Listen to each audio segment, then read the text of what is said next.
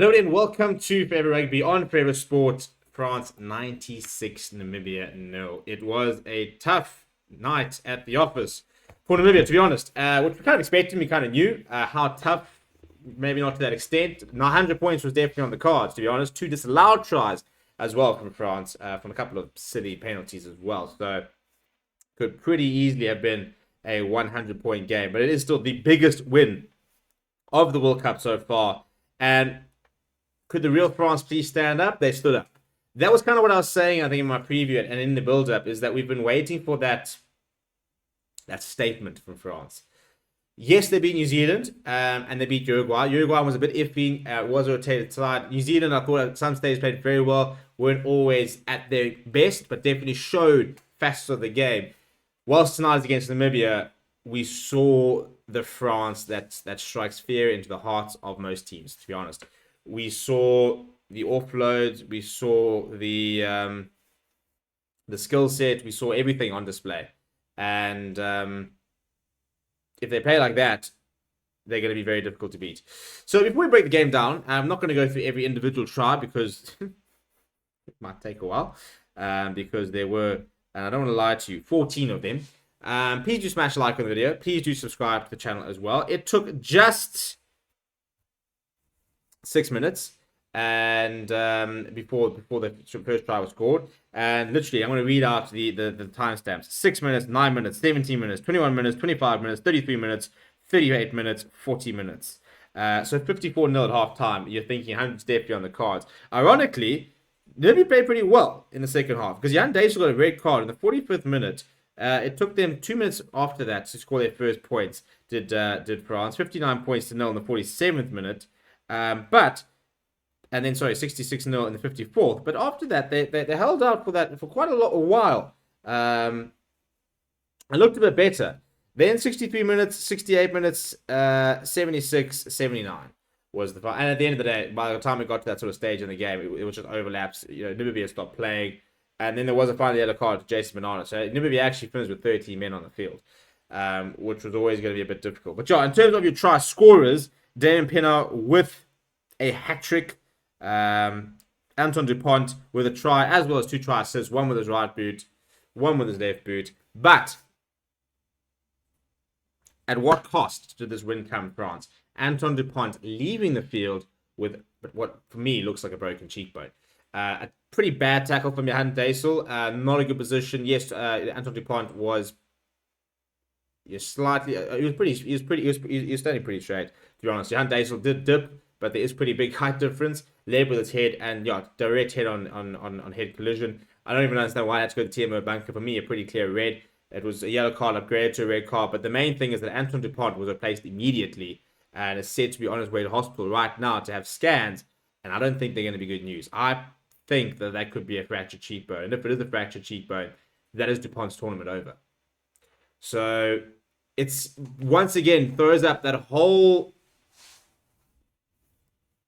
sort of balance between playing your best players and getting results versus protecting your players. And it's such a difficult one because people sit there saying, well, why are you risking Dupont against Namibia? They've got to play these players sometime.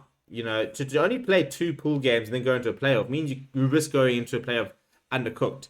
So they rested most of their team against Uruguay and France, brought in back the stars, and I think they'll play most of them against Italy. So 3 out of 4 sort of pool games is probably where you want to be playing, ideally. But at the end of the day, it is going to sting really if Antoine Dupont has been ruled out due to an injury suffered against Namibia in a 96-0 hammering. So it is such a difficult one, and this is what tournament rugby is all about. It's if you do get an injury, if there is an injury, if there is that potential, it just has such big ramifications. And France have just had such bad luck with their injuries that fingers crossed he's all right because they really haven't had a good time. If you look at some of the stats, ironically, the possession and territory possession was pretty even, 52 and 48% in favor of France. Territory, however, was 63%, 62% for Namibia. It was all counterattacking from France. They just turned the ball over, and when they had space, down the left, down the right, down the left, it was so easy for them to score tries. 14 of them, in fact. Just 2 conversions missed. They ran 846 meters. But I tell you what, Namibia had their moments. They beat 13 defenders. Yes, France beat 32. But they made some gain line carries. They made a couple of offloads. Ironically, I thought Namibia played a lot better today than they have so far in the tournament, and yet lost worse than they have yet in the tournament. The going down to 14 men definitely affected them. Let's not pretend it didn't.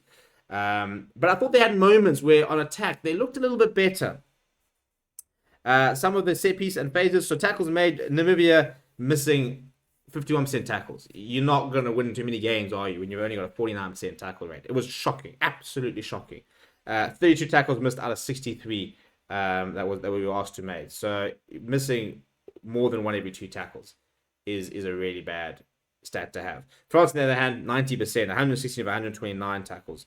Goal kick success rate, Namibia missed 1. France 92%, ruck success rate 98-96, line-out success rate Namibia losing 3, France losing 2, scrum success rate Namibia losing 2, France not losing a single one.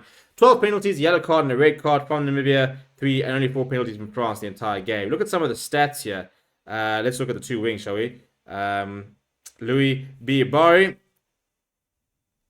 he scored 2 tries, 5 clean breaks, 122 meters, 4 passes, 1 defender beaten, a try assist as well. Damian Penaud, how's this? 7 clean breaks, 8 defenders beaten, 3 try assists, along with 3 tries, 127 meters gained.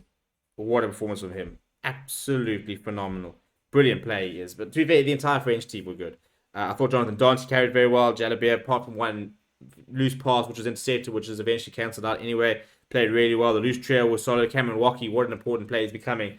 Maybe not the physical presence of Paul Willemse, but really good at line-out time today. Got through a lot of work.